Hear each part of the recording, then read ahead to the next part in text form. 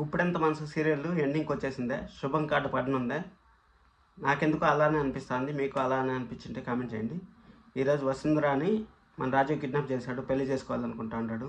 మళ్ళీ శైలేంద్ర నిజ రూపం బయటపడిందా లేదా అనేసి ఇన్డెప్త్ రివ్యూలో తెలుసుకుందాం. వీడియోని ఫుల్ వర్క్ చూడండి. కొత్తగా చూస్తుంటే సబ్స్క్రైబ్ చేసుకోండి. హాయ్, అందరికీ నమస్కారం. నా పేరు కిరణ్. వసుంధరాని ఎవరు కాపాడతారు ఏమనేసి నేను లాస్ట్లో చెప్తాను. లాస్ట్ వరకు వీడియో చూడండి. ఏం జరిగిందంటే సీరియల్ నిన్న మన శైలేంద్ర ఆడతాడు కదా, పిలుచుకొనిపోతాను వసుంధరాని అనేసి. వసుంధరాని పిలుచుకొనిపోతే వాడు రాజీవ్ని పోలీసులు పట్టించాలని వసుంధర అనుకుంటాడు. కానీ అనుకున్నా కానీ ఏం జరుగుతుందంటే అక్కడ రాజీవ్ ముందుతోనే పసిగట్టి వెళ్ళి సగం దారిలోనే ఆపేస్తాడు. సగం దారిలోనే ఆపేయడం వల్ల ఏం జరిగిందంటే ప్రాబ్లము, సగం దారిలోనే ఆపేయడం వల్ల ఎప్పుడు ఎవరు నువ్వు ఎందుకు ఇక్కడ ఆపావు, మన ప్లాన్ వేరే కదా అనేసి వాళ్ళు అనుకునే కొందికి వసుంధరాని కిడ్నాప్ చేస్తారు.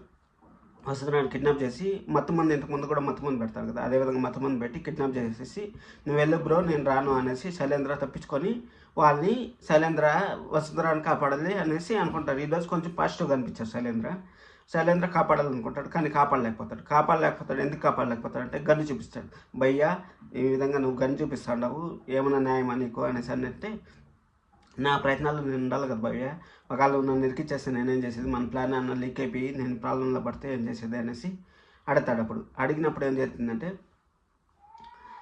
సరే అనేసి అక్కడి నుంచి ఇంకా కార్లో బయలుదేరి సీక్రెట్ ప్లేస్ పిలిచిపోతాను అనేసి రాజీవ్ వాళ్ళ ఇంటికి పిలుచుకొస్తారు. రాజీవ్ అక్కడికి వచ్చే ముందుకి మొత్తము వాళ్ళు ప్లాన్ చేసేసింటారు. ఆల్రెడీ రాజీవ్ పెళ్లి చేసుకోవాలనేసి ప్లాన్ చేసేసింటే ఆ ప్లాన్ మొత్తము అంతా రెడీ చేసుకుంటారు. పెళ్లి చేసుకోవాలనేసి పెళ్లి కొడుకులు గెటప్లో వస్తాడు. వసుంధరాకి మెలకు వస్తుంది. వసుంధరాకి మెలకు వచ్చి నువ్వు శైలేంద్ర నువ్వేం చేస్తావు, నువ్వు నాటకం ఆడద్దు అనేసి అనే కొందికి మన రాజీవ్ పసిగట్టేసి నువ్వు నాటకాలు ఆడుతూ వసుంధర, మేము కూడా చాలా సినిమాలు చూసాము, మేమిద్దరం కొట్లాడుకుంటా ఉంటే నువ్వు పారిపోదామని ప్లాన్ చేస్తాండవా అనేసి అంటాడు. అప్పుడు శైలేంద్ర నేను ఎలాగైనా వసుంధర కాపాడితేనే నాకు ఎండి పోస్ట్ వస్తుంది అనేసి శైలేంద్ర ప్లాన్ చేసుకొని నేను బయటకు వెళ్ళేసి వస్తాను బ్రో అంటే గన్ను చూపించి నువ్వు ఆడికి బ్రో బయటకు వెళ్ళేది, నువ్వు బయటకు వెళ్తే నువ్వు ప్లాన్ లీక్ చేస్తావు అనేసి. అప్పుడు మన శైలేంద్ర ఒక కన్న తల్లిని ఒక బిడ్డ అనుమానించినట్టే బ్రో అనేసి అనే కొద్దికి బ్రో కొంచెం లేట్ అయినా కానీ మంచి మాట చెప్పావు బ్రో అనేసి మన రాజీవ్ అంటాడు.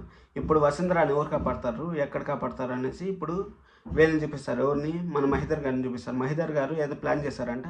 ఆ ప్లానింగ్ ఏమి ఎక్కడ అనేసి నాకు కూడా కరెక్ట్గా తెలియదు. కానీ పోలీసులకి లైవ్ లొకేషన్ పంపించేది, లేకపోతే వసుంధర దగ్గర నుంచి మొబైల్ నుంచి ఏదైనా ట్రాకింగ్ అని పంపించేది, ఆ విధంగా ఏదైనా చేస్తుంటారు. లేకపోతే మన ఋషి కావాల్సి వస్తుంది.